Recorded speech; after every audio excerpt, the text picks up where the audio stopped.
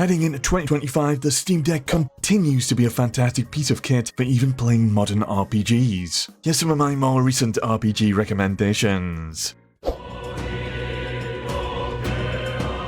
Metaphor ReFantazio ran really well out the box with medium settings and 40 FPS. Dropped a few frames in larger areas and cities, but plays great overall. Make your mark or sign your name if you're actually literate. Metaphor was a lot of players' Game of the Year 2024. Stylish turn-based RPG. Fire! The best storytelling I got to experience last year.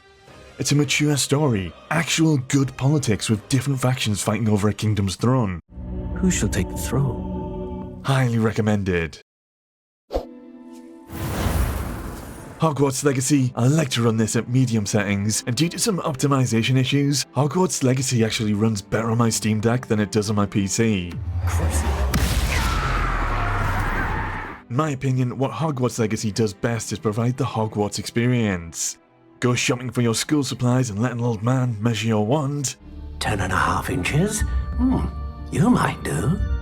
Wear the sorting hat to determine which of the 4 houses you belong to. Slytherin! Of course, you want to go Slytherin and bully some mudbloods. Attend classes and explore Hogwarts, which is full of secrets and stuff to discover. Very good! Points to Slytherin! Shin Megami Tensei V Vengeance. Runs fine by default at 40 FPS. I would play the main story on my PC, and it saves side quests for playing on the Steam Deck. So Shin Megami Tensei V Vengeance, bit of a mouthful of Japanese, but if you've never played this series before, I highly recommend giving this a try. It's a turn-based JRPG. Basically, you're in a post-apocalyptic Tokyo, but you can talk to and negotiate with demons to recruit them to your party. Lots of challenging bosses, strategic gameplay, deep customization, and all the good stuff for an addictive turn-based JRPG. Why not join us and embrace freedom? Or why not join me? Consider subbing to Peter Bytes or liking the video for more content like this. Cover lots of RPGs, you might like my Final Fantasy series, where I'm replaying them all and ranking them against each other as I go. Thank you. Elden Ring and Shadows of the Erdtree. Runs pretty well, bit of drop frames in some areas. I like to turn off depth of field and volumetric lighting for a bit more consistent performance. Everyone knows what Elden Ring is about at this point. You know all those generic open world games? Well, Elden Ring is one of the few games that does open world right. You're exploring and discovering the world for yourself, the world is amazing, bosses are epic, and Shadows of the Erdtree is an incredible expansion pack. Just prepare to die a bit.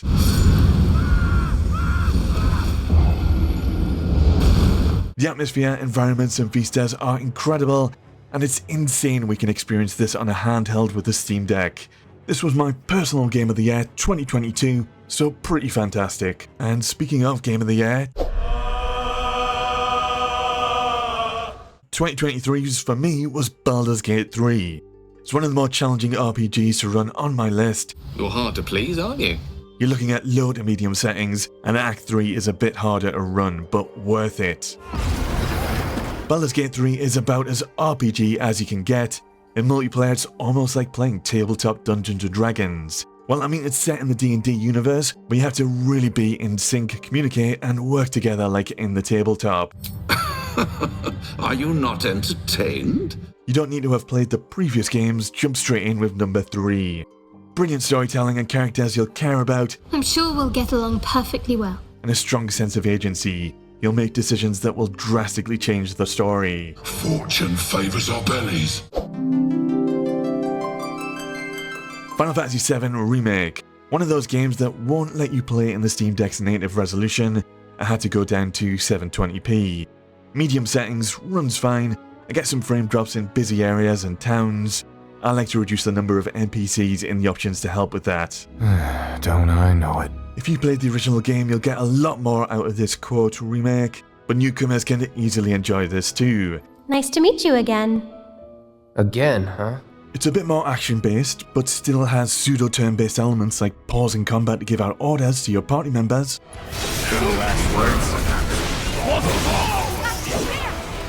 keep it. And I'm a big fan of the materia customization system. It's deceptively simple but quite in-depth. I don't need to tell you what this is, right? Lots of flashy over-the-top moments and effects. Looks incredible on the Steam Deck. Fingers crossed the next part, Rebirth, hopefully it'll run just as well on the Steam Deck when it comes to PC.